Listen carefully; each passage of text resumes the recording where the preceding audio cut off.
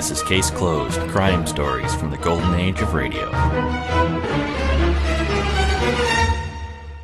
Welcome back to Case Closed. Thanks for joining me this Wednesday. We'll hear first this week from Dragnet. We'll hear their story from November 30th, 1950, titled The Big Car. After that, it's Jeff Regan, Investigator, and The Man in the Church. That episode aired October 12th, 1949.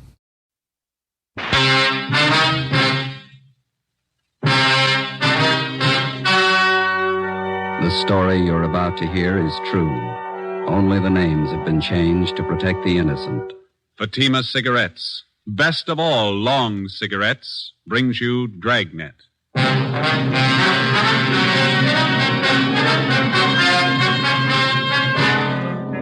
You're a detective sergeant.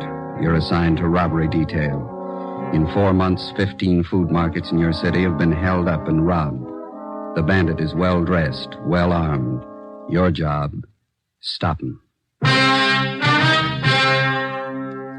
You'll be amazed when you compare Fatima with other long cigarettes. You'll find they now cost the same.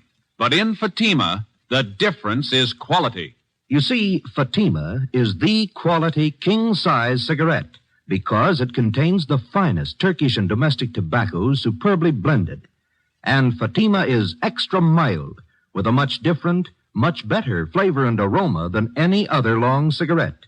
Because of its quality, its extra mildness, its better flavor and aroma, Fatima has more than doubled its smokers coast to coast. So try comparing Fatima yourself. Fatimas now cost the same as other long cigarettes, but your first puff will tell you. That's different. Yes, in Fatima, the difference is quality. Ask your dealer for Fatima, the quality king-size cigarette. Best of all long cigarettes.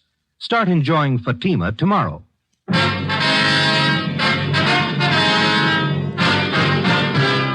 Dragnet, the documented drama of an actual crime. For the next 30 minutes, in cooperation with the Los Angeles Police Department, you will travel step by step on the side of the law through an actual case transcribed from official police files.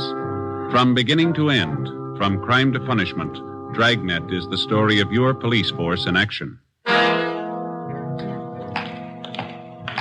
It was Monday, February 12th. It was cold in Los Angeles. We were working the night watch out of robbery detail. My partner's Ben Romero. The boss is Thad Brown, chief of detectives. My name's Friday. It was 9:48 p.m. when we got to room 25A, interrogation room. Have a chair, Mr. Pollard. Yeah, thanks. Now, what is it that you want to tell us, sir? Well, you have a cigarette, please? Yeah. Here you are.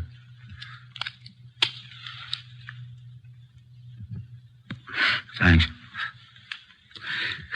I'm a little nervous. It's never happened to me before. What's that? Well, after I thought it over, I knew it wouldn't be any use to keep it up. I knew you'd find me.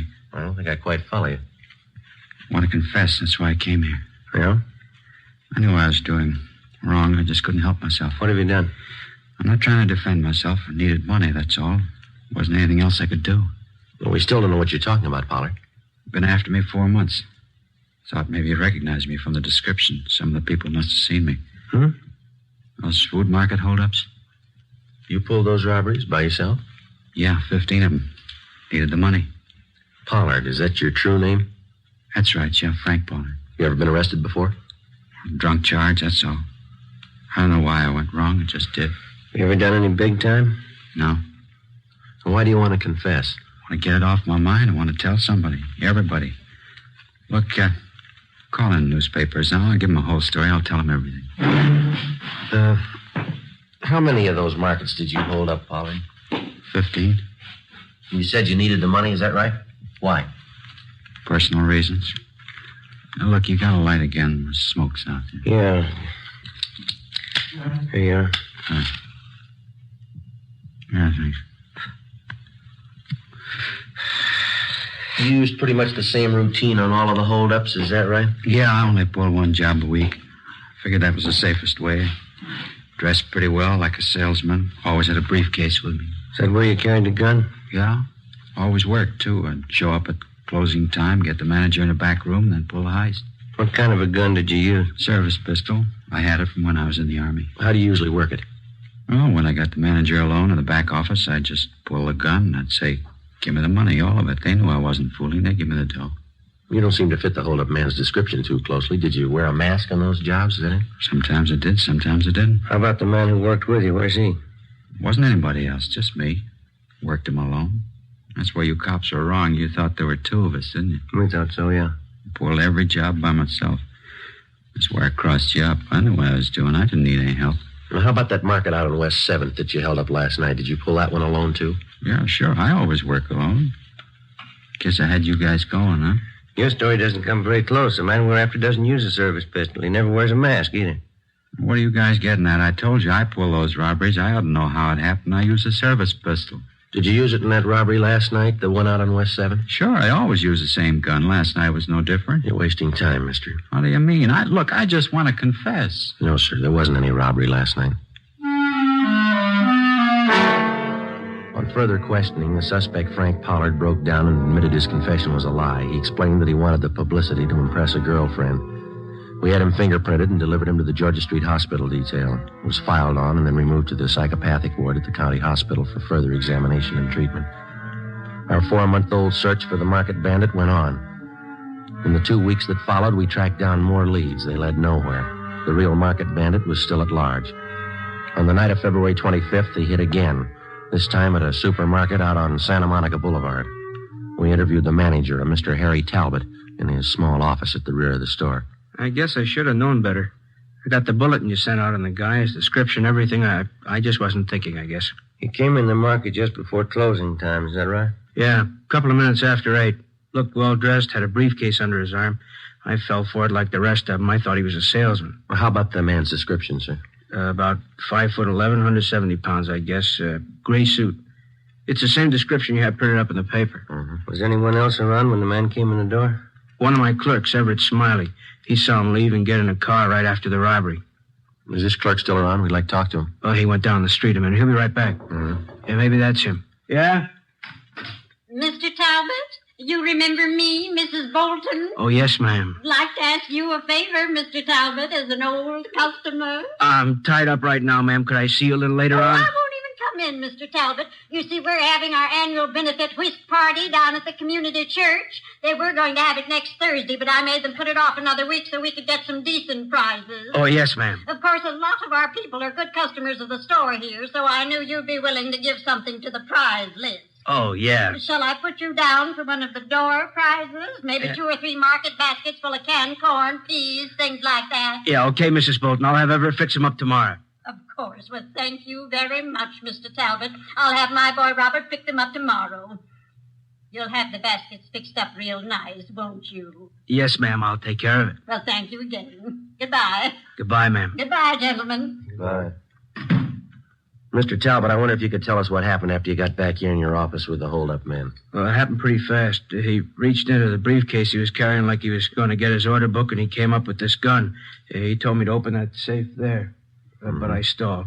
I said I didn't know how. I see. And that's when he started telling me what he'd do to my family, my wife, if I didn't open the safe. He knew all about us, my address, my wife's name, my kids. He said he'd get them if I didn't do what I was told. Same M.O. Never failed him. What'd you do then, Talbot? Well, money's not worth that much to me. I opened the safe and gave him everything. A little over $400. I still don't know how he got that information about my family. Do you have any suspicions at all? No, nobody I can think of. How about the gun he had? Can you describe it? Well, just like you have it listed in that bulletin on him. 38 revolver, blue steel, long barrel. Mr. Talbot. Come on in, Ev. Officers, this is my clerk, Everett Smiley. I'm sorry I forgot your name. Friday and Romero, robbery detail. Hi. No. Hello there. Hey, Mr. Talbot says that you saw the hold-up man leaving the market. Is that right? Yeah, that's right. He walked right out of the store and down the street just like nothing happened. I didn't know anything was wrong till later. Did you notice if the men got in a car? Yeah, I did. The car was parked about halfway down the block. Another guy was driving. The motor was running. Did you catch the license number? No, but it was a brand new sedan. A Pontiac, I think. You shouldn't have much trouble finding it. Without a license number? Well, it's a brand new car. I remember the color. I couldn't forget that. Yeah. Bright red, just like a fire engine. 90% of the time, color identification of a car means nothing. For one thing, a getaway car can be painted in a matter of a few hours, and for another, the color of a vehicle is not listed on the registration slip. It's impossible to check a car through DMV on color alone. But in this case, we figured that we had half an exception to the rule. The car used in the robbery was new, was painted a very distinctive color. We began an immediate canvass of automobile dealers throughout the city. After a day and a half of calling and checking, we found 2 dealers who had sold 2 new cars within recent weeks with fire engine red paint jobs. We got the names and addresses of the purchasers and checked them out. One of them was a Miss Mona Taylor, an ad taker for one of the daily morning papers. I'm sorry to bother you at your work, Miss Taylor. No, not at all. Most of it's over for today. What is it you want to know? Well, we understand that you bought a new Pontiac sedan about 3 weeks ago. Is that correct? Yes, I did. If this is about that parking ticket, why, I've already taken care of it. No, ma'am, that's not it. We'd just like to know if you still own that car. Well, I don't own it yet. I'm still paying on it. Color's a bright red, is that right? Yes, it is. Fire engine red. I like bright colors. Well, does anyone else besides yourself drive the car, Miss Taylor? Well, yes, once in a while. I lend it to my boyfriend, Al. Al Daly. I've known him for a long time. Mm-hmm. Oh, excuse me. Classified ads, Miss Taylor. Yes, sir. 2-room apartment? Unfurnished? All right. You got a smoke, Joe? Steam, heat, Yeah, just a minute. I got one. view, Beverly Hills. That's it, Ken. $80. What's that? Yes, sir. Tomorrow morning's edition. Yes, $2.12 for 2 days. Could I have your name, address, and telephone number? Thank you, sir. About this friend of yours, Miss Taylor, this Al Daly. How long have you been lending him your car? Since he got his new salesman's job. He has to make night calls on customers out in the valley, so I let him have the car, usually about once a week. When's the last time that he borrowed the car, miss? 2 nights ago. From Mona Taylor, we got the address of her boyfriend, Al Daly. We located him in a rooming house on South Boulevard Avenue. He admitted he borrowed the Taylor girl's car the night before, but he denied that he drove it anywhere in the vicinity of the robbery. How about your friend, Jimmy Bray? I don't know. I loaned him the car, that's all. He gave me $30. Well, that's an awful lot of rental money. Why did he need a car so bad? I don't know. Let's ask him. Where's he stay? Bartlett Hotel. Nathan Flower. Mm-hmm. You going over to see him now? That's right. Why? Well, I thought if you were going over there, you wouldn't mind taking this with you. He left it in the car when he brought it back. His briefcase. Let's have a look. What's the matter? It's all the fuss about a briefcase. Yeah? Mm-hmm. What is it? Let's see. All right, you got an answer for that, Daly? Sure a funny place to keep a gun. We took Al Daly downtown where he was held for questioning. We had a stakeout placed on his rooming house. We had both Daly and Bray checked through R&I. No criminal record. The briefcase and the .38 revolver were booked as evidence with the property clerk. There was no record or prints on the gun. The Taylor girl's car was impounded to be checked for fingerprints. 7 p.m., we drove out to the Bartlett Hotel on 8th and Flower. The room clerk confirmed the fact that Jimmy Bray was a registered guest at the hotel. You want to call the office, Joe? Yeah, all right, I'll do it. You got change?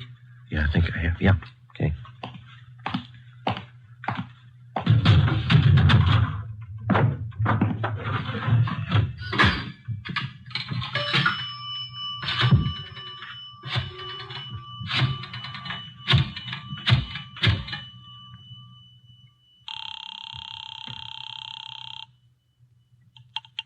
City Hall. 2511. 2511. Robbery Powers. Joe Friday, John. We're out at Bray's Hotel. We're going to stake it out. He's not in yet. Yeah, that's what I figured. What do you mean? The market out on 12th Street was held up a minute ago. Yeah? Bandit carried a briefcase.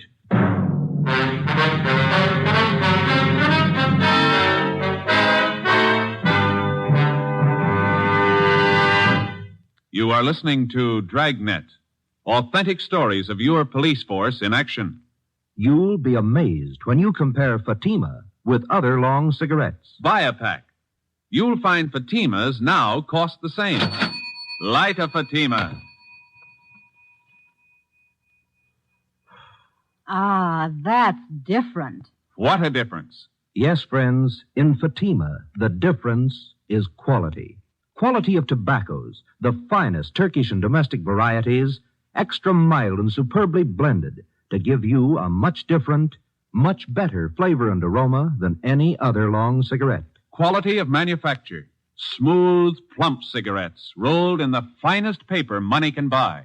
Quality, even to the appearance of the bright, clean yellow package, carefully wrapped and sealed to bring you Fatima's rich, fresh, extra mild flavor. Try comparing Fatima yourself.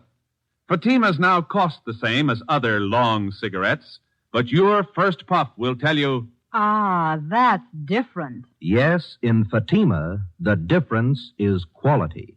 Ask your dealer for Fatima, the quality king-size cigarette. Best of all long cigarettes. Start enjoying Fatima tomorrow.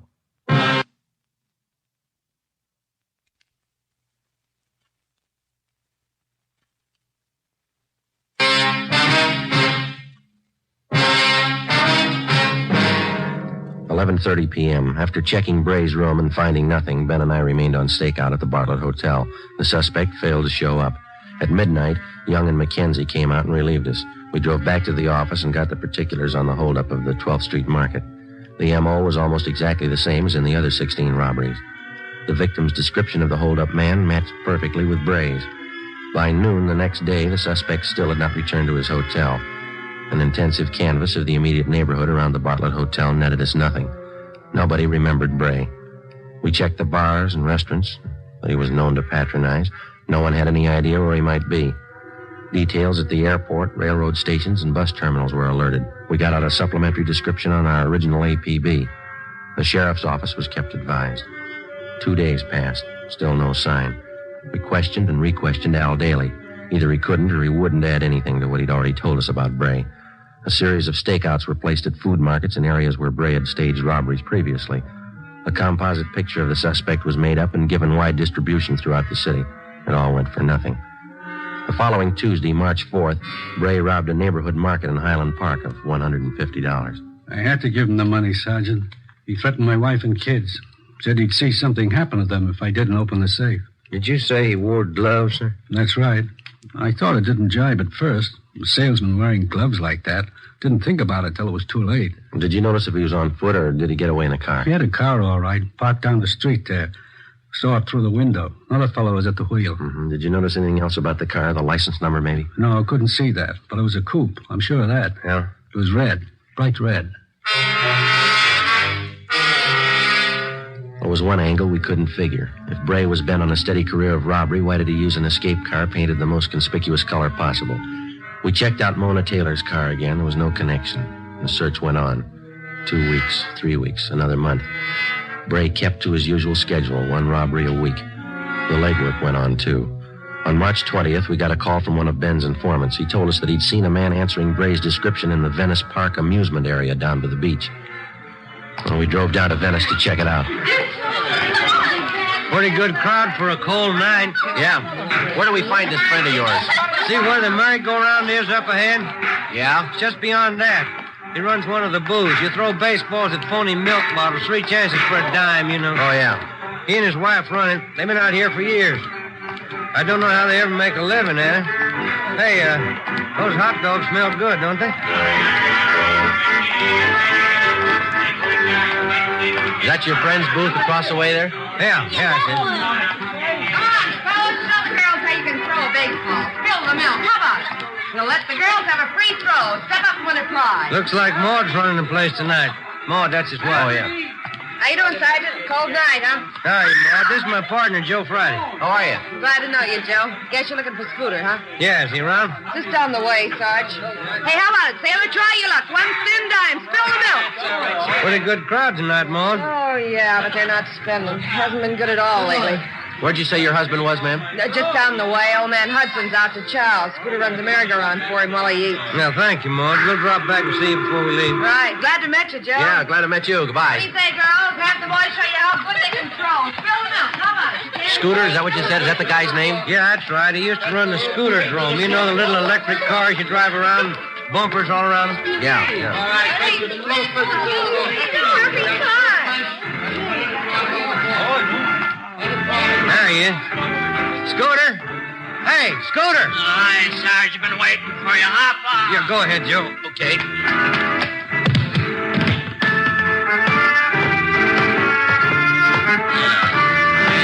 Sarge. Good to see you. Scooter, my partner, Joe Friday. How are you? Yeah, glad to know you, Joe. I guess we can talk here as well as any place, huh? Sure. What's the story, Scooter? It's like I told you on the phone. Murphy down at the Penny Arcade, he noticed the guy first. He pointed him out to me. He sure hits close to Bray's description. Well, when did you first see him? Oh, 2 nights ago, I wasn't so sure it was Bray the first time. Then I saw him last night. That cinched it. I didn't hear that. I said I saw him last night. That cinched it. Oh. Well, when did this Murphy, was that his name? When did he first see him? About a week ago. He's got an eagle eye for strangers who hang around. Murphy thinks the guy's staying out here someplace. Is there any idea where? Yeah. Just a minute. No jumping around like that, son. Now you'll fall off and bang your head. Kids. Where'd you spot this man, Scooter? Same place Murphy did it. He's hanging around the shooting gallery down the way. The guy who runs the place is new. We don't know him well enough to ask him about it. You mean this man who looks like Bray just hangs around the counter there? Well, no, not exactly. You see, there's a little office to one side of the shooting gallery, and the times I seen the guy, he was either coming in or going out of there. Mm-hmm. When's the last time you saw him, Scooter? Huh? I say, when's the last time you saw him? Earlier tonight, about 6:30. I think Murphy's right. The guy's holding up in there. Hold on there, girlie. Now, don't try to get off the merry-go-round till it stops. That's the girl. Thank you a lot, Scooter. We'll check back with you before we leave. Yeah, okay, Sarge. I hope it helps you out. I'm glad I met you, Joe. Right, see you later. There's the shooting gallery down there by the bullseye, son. Yeah, if the guy is Bray, it's funny that he hasn't been spotted before. This area is pretty well patrolled here. Yeah. Try your skill, fellas. 10 shots, only quarter. We're police officers. Like to ask you a few questions. Oh, what about? What's your name? Gridley? Max Gridley? You know anybody by the name of James Bray? Bray? Uh-huh. No, I don't. Why? How about this, Mr. Gridley? Know anybody who fits that description? No, it doesn't mean anything to me. What's the matter, anyway? Well, a man answering that description has been seen entering and leaving this office right next door over here. It's part of your concession, isn't it? Yeah, that's right. But I'm the only one who uses it. Somebody must have got the wrong slant. Then you wouldn't mind if we looked it over. Routine investigation. Well, I don't know. Yeah, all right. I'll come around and open the door for you. All right, come on.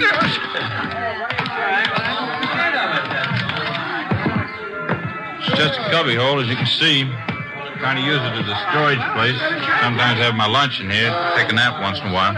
Looks pretty well lived in. All those clothes are yours, Mr. Gridley? Yeah, that's right. Why? Hey, Mac, how about a load on this thing? Oh, it's a customer. Excuse me a minute. Be right back. Yeah, go ahead. Hey, Joe. Yeah. Over here, have a look. This towel. Look at the name stenciled on it. Bartlett Hotel. 9:30 p.m. We advised the shooting gallery operator not to attempt any phone calls. Then I called the office, and Ricketts and Powers came out to help us with a stakeout on the shooting gallery and the adjoining office. Ben and I covered from the Penny Arcade directly opposite the shooting gallery. Ricketts and Powers were staked out 2 doors away at a stand that advertised handwriting analyzed, 25 cents. We waited. Ben munched on a bag of popcorn. 10:30 p.m., no sign of the suspect. 11 o'clock, still no sign.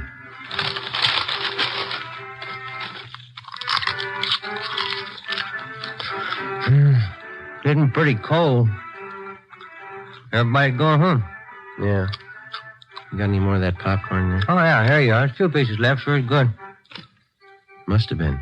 Not much in there now. Oh, I'm sorry. I can get another bag. Machine's right over there. No, turn it off. How about some peanuts? No, thanks. Oh, sure, there's some in there, Joe. Want some? No. Sure would like to see Bray show up.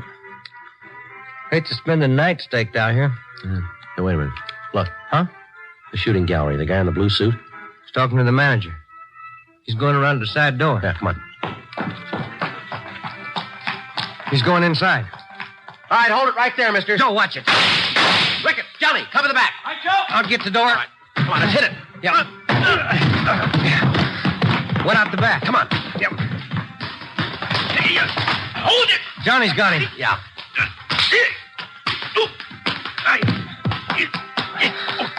Good.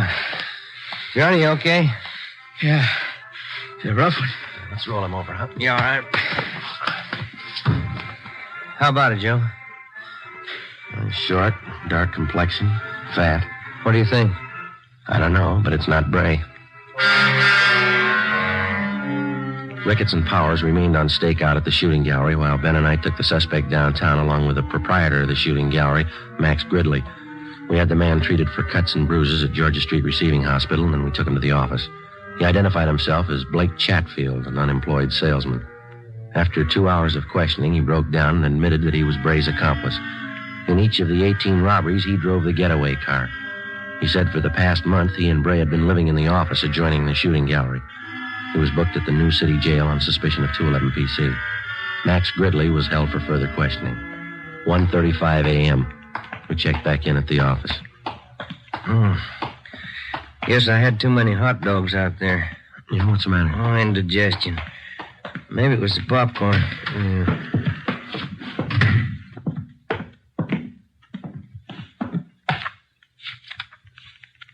A couple of messages in the book. Your wife wants you to call her before you go home. Uh-huh.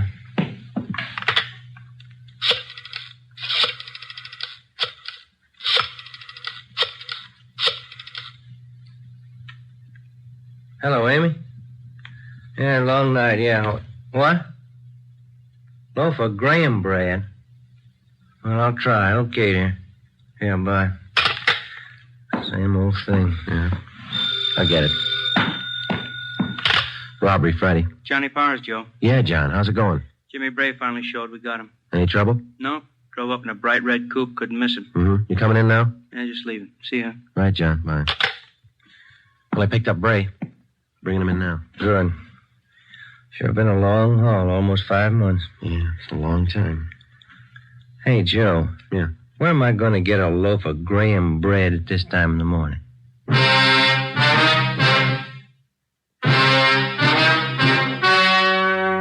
The story you have just heard was true. Only the names were changed to protect the innocent. Now, here is our star, Jack Webb. Thank you. For the past few weeks, I've asked you to send me the names of dealers who are out of Fatimas. You see, the demand for Fatimas is so great, I want to make sure that all of you can buy them. So keep on writing. If you find a dealer fresh out of Fatimas, let me know, and we'll have something done about it. Write your dealer's name and address on a card and mail it to me, Jack Webb, Post Office Box 951, Hollywood 28. That's Jack Webb, Post Office Box 951, Hollywood 28. Now, a word for you, Mr. Dealer. The coming holiday season will find new thousands insisting on Fatima quality. So step up your orders for Fatima tomorrow.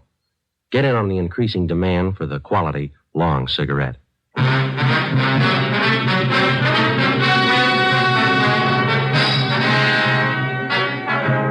James R. Bray and Blake A. Chatfield were tried and convicted on several counts of armed robbery and received sentences as prescribed by law. Max Gridley was filed on for failure to register as an ex-convict. Bray and Chatfield are now serving their terms in the state penitentiary. Technical advice for Dragnet comes from the Office of Chief of Police W.H. Parker, Los Angeles Police Department. This is Bob Hope. Can we steal a second? Chesterfield, Chesterfield always wins first place. That milder, mild tobacco never leaves an aftertaste. So open a pack, give 'em a smell. Then you'll smoke 'em. Don't forget to give Crosby for Christmas. I mean the Chesterfield Christmas carton with Bing as Papa Santa Claus. See you Tuesday. Fatima Cigarettes, the best of all long cigarettes, has brought you Dragnet, portions transcribed from Los Angeles. Coming up, We the People, then Screen Directors Playhouse on NBC.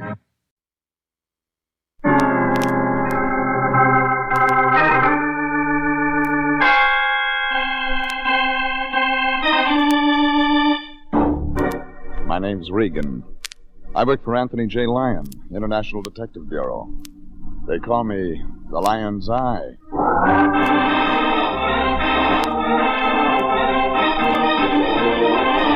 Jeff Regan, Investigator, starring Frank Graham as Regan with Frank Nelson as Anthony J. Lyon. So stand by for mystery and suspense and adventure in tonight's story of The Man in the Church.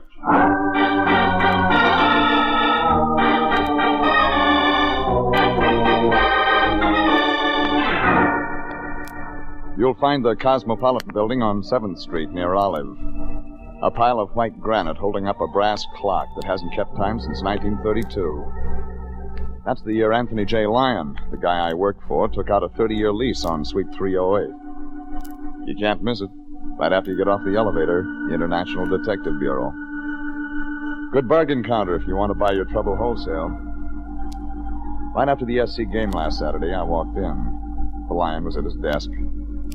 He had a sparkle in one eye and a jeweler's glass in the other. And even though he tried to cover up, I could tell he was looking at a $50 bill. Oh, you, Regan. I was just noticing the engraving on this bill. Intricate, fascinating, work of art, really. Grant took a good picture. Yeah, didn't he, though? Ulysses Simpson Grant was one of our greatest presidents, Regan. So you're starting a collection? I've already started one. This is my first showing. All right. Who's the new client? Client? Oh, I didn't get this from a client, really. Rather an old friend. Just a little errand. Yes, I called you in because I want you to do a favor for a friend. Last time we did a favor for a friend, he turned out to have a record as long as a rolled-up kite string. Oh, Pencole's not like that. Not at all. Pencole? Yes, Charles Pencole, my friend. He wants a bonded, licensed operator at his place at 6 o'clock tonight. Capitol Hotel on Aliso Street. And just what does Charles Pencole, Capitol Hotel, Aliso Street, want this bonded, licensed operator to do at 6 o'clock? Now, see here, Jeffrey, there's no need to take that attitude. All Pencole wants is someone to deliver a cash amount of $5,000. You took another job without asking any questions, didn't you? What do you mean, ask questions? When a man who lives in a two-bit hotel on Aliso Street needs a licensed operator to deliver $5,000, there's questions to be asked. Well, I ask questions. Well, then give me some answers. All right. So I lied to you a little about his being an old friend. He isn't that, really, but the man asked for help. I couldn't turn him down. He touched me in some way, Jeffrey. Here. There was a look about him. Gentle. Soft. A $50 look. I tell you, Mr. Pencole was a distressed soul when he came in to see me. If you could have seen him so disturbed, so helpless.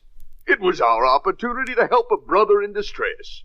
Charles Pencole is our brother, Regan. Come on, answers. Start talking. All right. I'll tell you what I can. Pencole has a problem, but it's in strictest confidence. I told him I'd give him our best operator, you, Jeffrey, but I had to swear I wouldn't divulge details even to you. But I promise it's nothing illegal, just a simple little job. My word, Jeffrey. If you're lying to me again. I'm not. Go see this man, Jeffrey. Take one look at him. You'll see I'm telling the truth. Now, I told him you'd be there. The reputation of the agency's at stake. You took his $50. Yes, I took his $50. And we're on the hook. Yes, we're on the hook. Okay, Fatso, I'll see him. Just see him. But you stay right here. Stay here? Why? Because if this ball has a curve on it, I'm coming back here to ram that $50 right down your throat.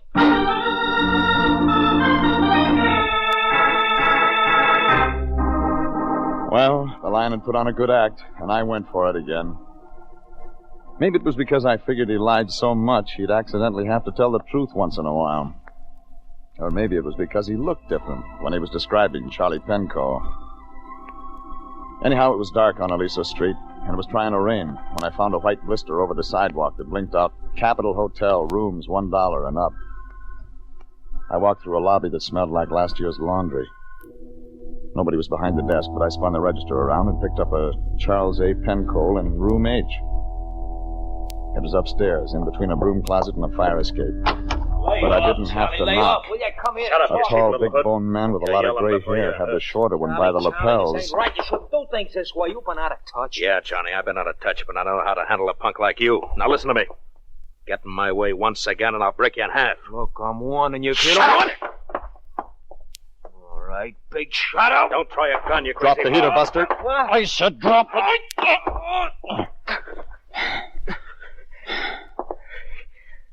Got a lot of friends, Charlie. They always show up just in time. I remember you too, mister. I remember you Get too. out of here. Go on, get out. I remember this. I remember all of this. You're a pretty good soldier. What's your name? Regan. Oh, yes, some thanks. Thanks, Regan. I'd have used that thing, you know. We try to keep our clients alive until we've earned our fees. Clients? I'm from International. Oh. And if you're Charlie Pencold, you're a client until $50 is used up. Oh, yeah, sure. Come on in, Regan. Yeah, make yourself at home. It isn't much.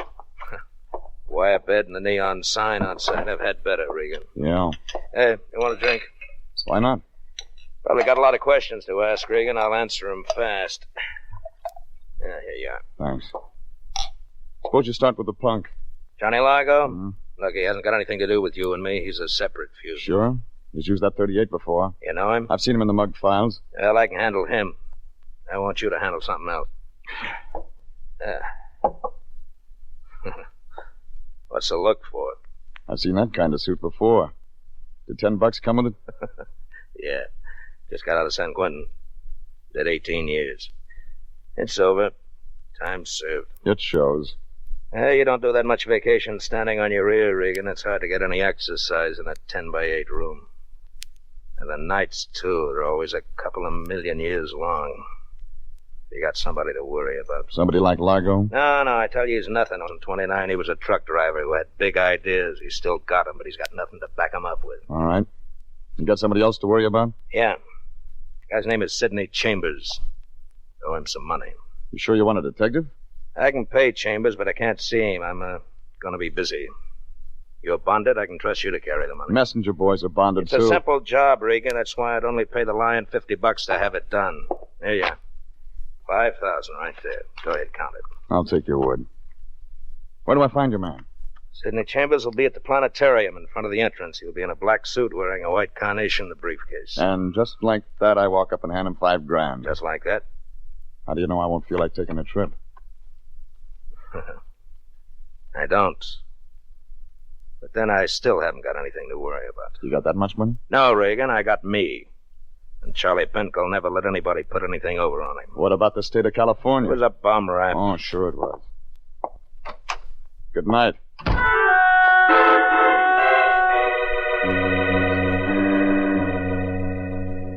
I left him sitting there. He looked as happy as a Ubangi with a fever blister. Maybe the lion was telling the truth. So I put the $5,000 in my pocket, but it felt hot, like a dynamite stick with a short fuse. It was 10 minutes to 8 when I parked in front of the planetarium. A little guy in a black suit was standing at the entrance looking at his watch. I was afraid he was going to get trampled, but the briefcase and white carnation saved him. Doors will be closed at 8 o'clock. All those wishing to listen to tonight's lecture in the Going to the lecture? It's all about a trip to the moon tonight. Oh, is it? Well, I don't think I'll go in. I'm expecting a friend. Friend named Charlie Pencold? What? Pencold. You going to meet him here? Yes, but you can't be Pencold. You're much too young. That's right, I'm not Pencold. I don't understand, Mr. Regan. Oh. Mr. Pencold promised me faithfully he'd meet me here tonight. You had parents, didn't you? Name? No. I'm Sidney Chambers, but You got the briefcase to collect some money in? Did you bring it? Did you really bring it? How much expecting? Why, $5,000 and not a penny less. All right. There you are. Well, say now. Say it's now. It's all there. It certainly is. It certainly is. It most certainly is. Yes, indeed. Thank you, Mr. Regan. If I hadn't seen him pat his bulged pocket, I'd have gone on home and played canasta with my landlady. But when I saw him drive away, I began to get a slow feeling. Like all my troubles were already started. So I crawled in my car and followed him. I was still following when he pulled up in Palos Verdes and parked in front of a little house stuck up on a hill all by itself. I had that same feeling when I cut my engine, coasted to a stop, and sat there thinking about nothing. I watched a light go on somewhere in the back of the house. I was just putting my cigarette out when the place lit up like a cop. I pulled my gun and started for the door. But I wasn't fast enough to stop that black coupe that was in the alley.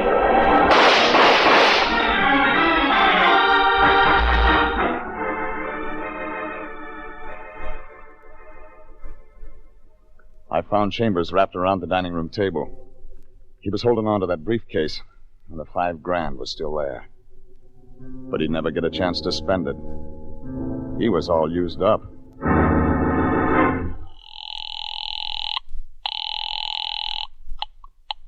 Anthony J. Lyon speaking. You better have something good to say, Fatso. Regan, where you been? I've been looking all over. You know where I've been. I called the Capitol Hotel, but no one answered. Listen, Regan, I don't want you to take this job. I took it 3 hours ago, and now I need those answers. Answers? You told me Pencold had filled you in on the background of this thing. Well, it's time you shared secrets with me. Regan, I can't tell you anything. You'd better. But I didn't get anything from him, Regan. I made up that stuff about a personal problem just to get you to take the job. All for $50? There's no time for that now. You said it. After you left, I got worried, so I looked up Pencold. He's really good-time Charlie Pencold, an old-time racketeer. And he just got out of San Quentin.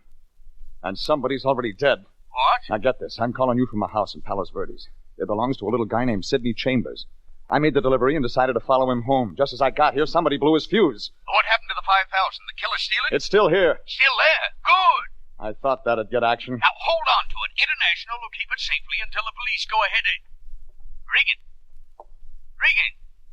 Hello, you still there? I was still there, but I wasn't listening to the lion. I was looking at the traffic cop standing in the doorway. He was looking at what was left of Chambers, at the money spread all around, and then at me. I began to feel helpless, like a fiddler without a chin. I'll take your gun. Go ahead, finish your call. I won't listen. It isn't important. Dead, huh? You, got anything to say, mister? Huh? Nice gun. Yours? Yeah, it's my gun, but I... Yeah, sure. Just been fired. Those bullets won't match up with the ones in him. You got this all... Wrong? Money, too. Well. Weapon? Motive? I'll be in plain clothes this time tomorrow. Look, the guy who did it's making time right now. You'll be surprised the kind of drivers we have around Los Angeles. I'm working Palos Verdes. I stop a minute, I hear noises like guns. And I just cruise around on my bike where I think I hear the noise. And I find you. All right, killer, move. My turn to make a call. I leaned into his gun, spun around, and knocked his wrist down. The bullets went wild, and I hit the light switch. Come back here! Come back! That gave me time enough to get through the door. He lost me when I ran up the hill and back of the house toward the oil derricks. But I knew he'd keep right on looking. And so would every cop in Los Angeles.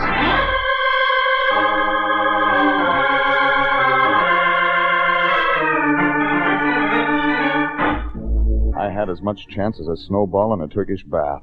None of it made sense. I delivered Penco's $5,000 to a little guy named Sidney Chambers. And before I knew it, a question mark in a black coupe blew out Chambers' life. But he left that $5,000 scattered all over the place. And an eager cop who likes double-breasted suits tagged me for the job. When I broke away from that cop, I knew I'd have to get some answers. I made my way back downtown and dropped into the Capitol Hotel. Any key fitted room H. It was as clean as a bookie's stall when a long shot comes in. No Charlie Pencold, nothing. The newspaper clipping on the dresser with an ad on how to handle your muscles on one side and part of a society column on the other meant nothing. But the knock on the door had possibilities. Oh. Charles, are you in there? Are you asleep? Charles, She was a tall, gray-haired woman in a fur coat. She didn't look like Pencold's kind of company. Oh, I'm so sorry. I thought this was Mr. Pencold's room. He's left town. Maybe I can be of help. No, I'm sure you can't. I just made a mistake, that's all. I'm sorry I bothered you. I'm terribly sorry. Please forgive me. Well, just a minute. Relax. You can see her later. Inside. Wait a minute. Come on in, boys. Come in. I wanted Charlie, but you'll do for now. You got a parade permit, Largo? I don't need one. This is going to be a quiet little party. You and me and my friends this time. Don't they talk? Sure they talk. Boys, there's a friend of Charlie Pencold. Hello. Hi. You see? All right, friend of Charlie Pencold's. We had all the introductions. Now let's have a party. You took my gun away tonight. I told you I'd remember you. This is gonna be fun. Hold him. Here we go with feeling.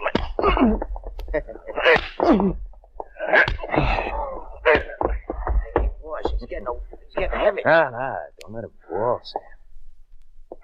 Just getting a good start.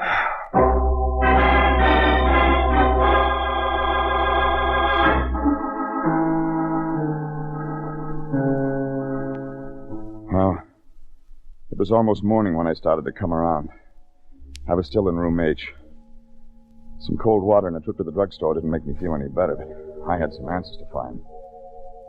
The morning papers were full of the brutal murder of city employee Sidney Chambers. They'd run on to tell how he worked in the Hall of Records. My name was in the article. They'd matched the bullets, and my gun didn't figure. But Homicide had wanted some answers, and I didn't have any to give them. I started with that clipping I'd found in Penco's room. Wasn't much, but it had names. Something about a Meredith Gibbons and a Donald Townsend getting married. There was an address in the phone book, Sherman Oaks. Nice house on a nice street. Good morning, darling. I didn't expect you so... Oh, I'm sorry. I thought you were Donald. My name's Regan. I'd like to see Meredith Gibbons. Why, I'm Meredith Gibbons. Oh, please come in, Mr. Regan. Thanks. I'll have to apologize for the appearance of the house. I'm packing and all. I'm being married this afternoon. Yeah, I read about that. Oh. Mr. Regan, I'll have to apologize again. I don't believe I know you. No, you don't. Look, I won't take a lot of your time. I'm a private investigator. I'd like to ask some questions. Private investigator? Well, certainly, Mr. Regan, but I don't know... Hey, darling, I'd like to... Donald, you're here. Oh, morning, sweetie. Donald, this is Mr. Regan. He's a private detective. He wants to ask me some questions. Oh? Well, glad to meet you, Regan. What's this all about? Probably nothing. Just a lead. Look, do you people know a man named Penco? Penco? Oh, no. I think it's important. His name's Charles Penco. No, Mr. Regan, I don't. I'm sorry, neither do I. All right. Does the name Sidney Chambers mean anything to you? Oh, sorry again, Regan. Nothing again. I can't think so well. I'm marrying her today. Oh, Donald. No, Mr. Regan, I've never heard that name before. You're looking for these men? One of them's dead. Oh? Which one? Chambers. He was shot last night. Oh, dear. I've got to find Penco. Well, sure wish we could help you more, but... tell me, Regan, why did you come here? I found this clipping about your marriage in Penco's room. That's funny. Truly, Mr. Regan, I never heard the name before. Donald, you have so many things to do today. Oh, Mother, I want you to meet Mr. Regan. He's a detective. This is my mother. How do you do, Mr. Regan? It was the same gray-haired woman I'd met the night before in Charlie's room. Had to hand it to her. She didn't raise an eyelash. She looked right through me like she was meeting me for the first time. I didn't give her away. There was something in her eyes that said, don't. Mr. Regan, I know you'll excuse us. We have so many things to do. Well, perhaps Mother can help you. Sure. Bye, Regan. I hope you find your man, Mr. Regan. They look like a real nice pair, Mrs. Gibbons. They're wonderful children, Mr. Regan. Wonderful. You know what I have to ask. Yes, I know. Man's been killed. Sit down, Mr. Regan, please. Thanks. That lovely girl who just walked out of the door is Charles Penco's daughter. Oh. Yes. Charles married my younger sister in 1929. She never knew what Charles did for a living. She was in the hospital, Mr. Regan, dying while Charles was in court. And when his sentence was pronounced, his daughter was born at a hospital in Glendale. That'd be Meredith. Yes. Go on. Before Charles began his life sentence, he took what money he had left and established an irrevocable trust fund for her and for me. It was his plan. I adopted her legally. He promised that he'd never write or bother in any way, and he hasn't. Oh, after so much heartache for a real mother, he was trying to do one decent thing. It worked out? Oh, yes. Yes, he kept his word. He was paroled last week. I read it in the papers. And you went to see him at his hotel. I met you there. Yes. Yes, I went to see him last night. The parole officer gave me his address. A little man had been here last week on some pretext or another, and I was worried. I thought he was a friend of Charles who might want to make trouble. Nobody else knows about this adoption? No one, Mr. Regan. No one at all. Just Charles and I. My sister, well, she had the baby under my name. I see. I read the morning papers. The little man, the one who called on me last week and acted strangely, was murdered last night. His name was Chambers. I read about it in the paper. Yeah, that's right. And the police are looking for you, Mr. Regan. Mm-hmm. Oh, please, I can't ask you to continue being a fugitive. I know you didn't kill him, but if there's any way at all, Mr. Regan. Oh, listen to me. Meredith can't become involved in something like this. If there's any way to keep her out of it, Mrs. Gibbons, I'll do it. Oh, thank you, Mr. Regan. Thank you.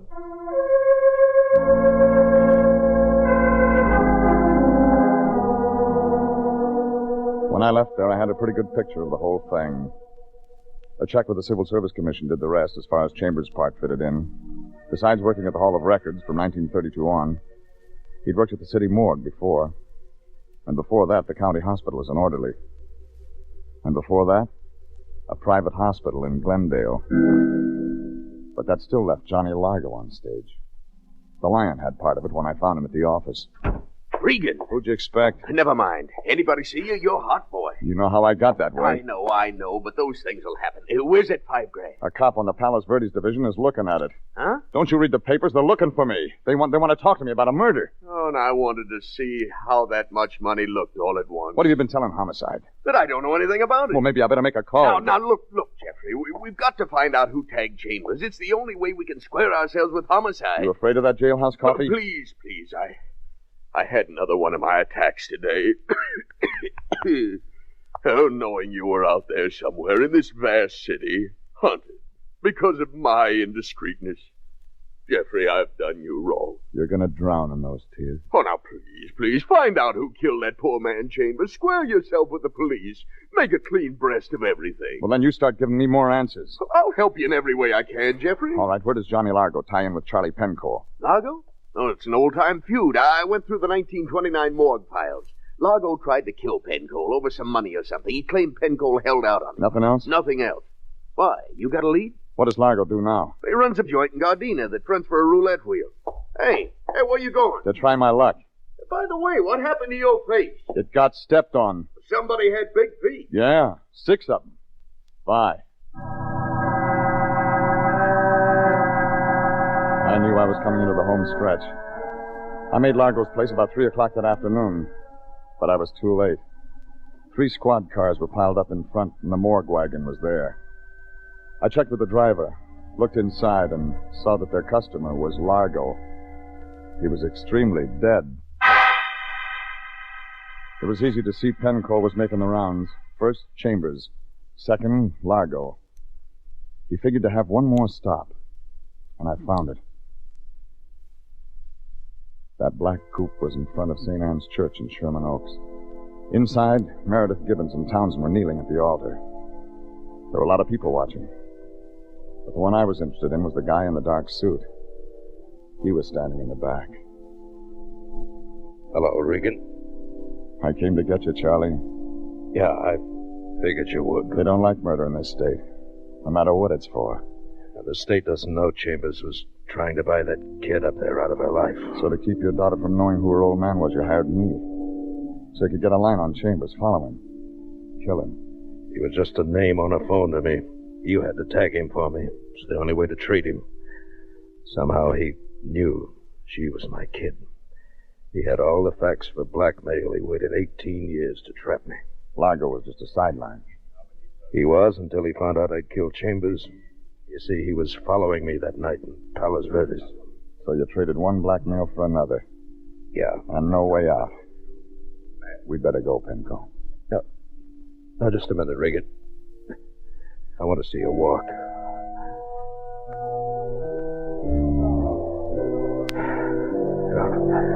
She looks just like her mother. Regan. What's the matter? What? Largo threw some that connected here. Put your arm in back of me. Hold me up, Regan. At least till she gets by. I don't want to ruin anything. Please. But, Donald, there's Mr. Regan. He came to our wedding. How nice. Yes. Hello, Regan. Thanks for coming. Oh, we're so happy. Did you ever find the man you were looking for? Yeah. I found him. I'm glad. We're so very happy today. We sure are. Mr. Regan, do I know your friend? He looks familiar. No, you don't know me. Not at all. Good luck. Well, thank you very much. Come on, darling. All right. Okay, Penco. Thanks, Regan. Oh, get me out of here, quick.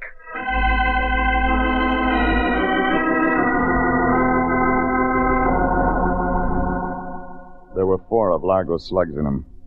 He died in the ambulance. Homicide knew about the old feud, and that satisfied them why Penco killed Johnny Largo and those 2 hoods. But they were bending their eyebrows trying to figure out why Penco killed Chambers. I didn't figure it was up to me to explain it.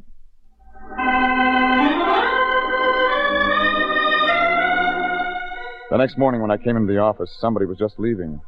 The Lion had one arm around her shoulder. No, just part of our service. Glad to be of help. Oh, Regan. Oh, Mr. Regan. Hello, Mrs. Gibbons. Oh, I just came by to thank you. To thank you for everything. I didn't know that people could be so understanding. I didn't know. Thank you. Thank you so much. Fine figure of a woman, Regan. Fine figure of a woman. And what else does she want? Oh, she just came to thank us, that's all. Yeah. Regan, you don't think that after all that's happened... Yes, I do. Well, that certainly doesn't show a very good opinion of me. How'd you get the address? Well, I gave her a call. Give me. Now, you don't really think... I said give me. It's just a small check. A gesture of her appreciation. Oh.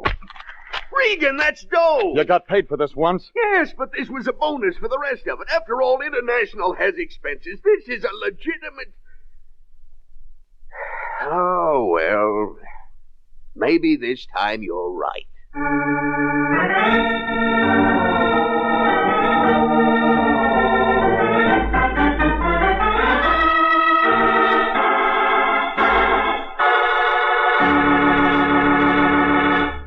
Jeff Regan, Investigator, is written by E. Jack Newman, directed by Sterling Tracy, and stars Frank Graham as Regan with Frank Nelson as Anthony J. Lyon. Original music is by Dick Arant.